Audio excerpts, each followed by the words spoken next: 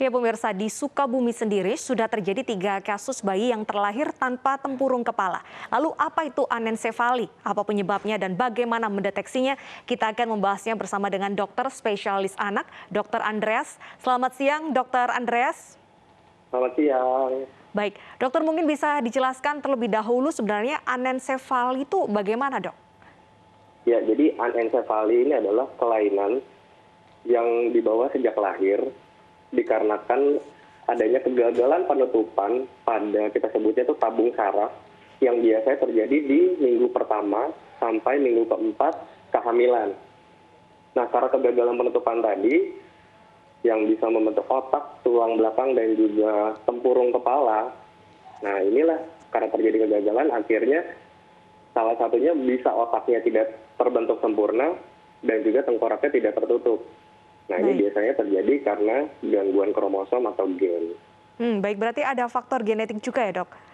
Benar. Lalu apakah itu bisa dideteksi oleh ibu bayi tersebut? Ya, seharusnya bisa. Jadi kan setiap ibu hamil itu melakukan controlling.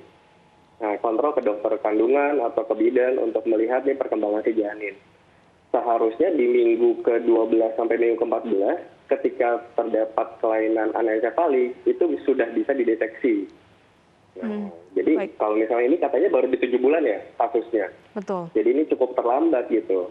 Nah, tinggal dilihat nih riwayat pemeriksaan rutin pada ibu hamil ini apakah baik atau tidak. Oke, selain faktor genetik, apakah faktor gizi dari ibu terhadap bayi di dalam kandungan ini juga berpengaruh? Selain tadi genetik, itu faktor yang mencetuskan atau menjadi resiko itu adalah defisiensi asam folat.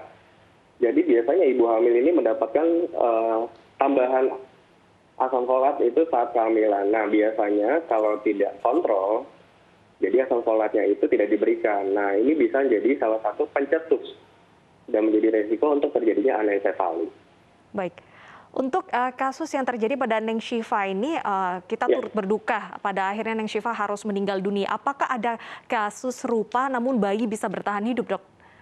Ya, jadi kasus anencefali ini rata-rata memang menyebabkan kematian itu di minggu pertama dan minggu kedua.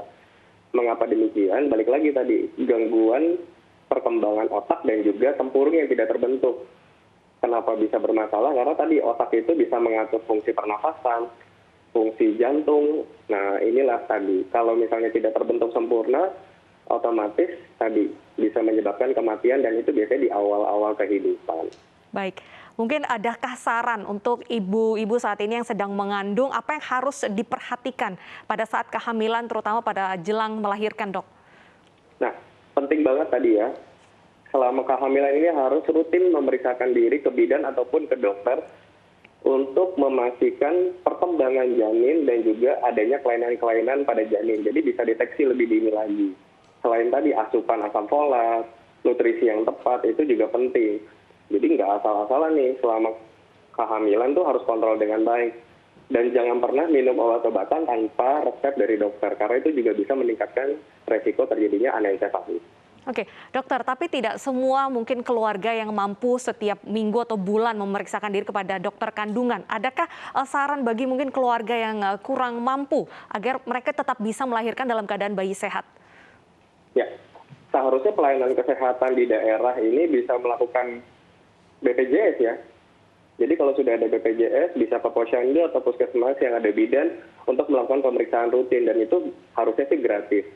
Dan asupan asam folat ini bukan cuma bisa didapatkan di dokter kandungan, tapi bisa didapatkan di puskesmas terdekat. Jadi fasilitas yang ada di daerah itu bisa dimanfaatkan dengan baik. Baik, jadi pemerintah juga harus berpihak kepada mereka yang mungkin lemah dari sisi ekonomi agar tetap bisa melahirkan dengan sehat. Terima kasih Dr. Andreas atas sarannya, semoga ini bisa diaplikasikan oleh ibu-ibu yang sedang mengandung. Terima kasih sudah bergabung di News Siang.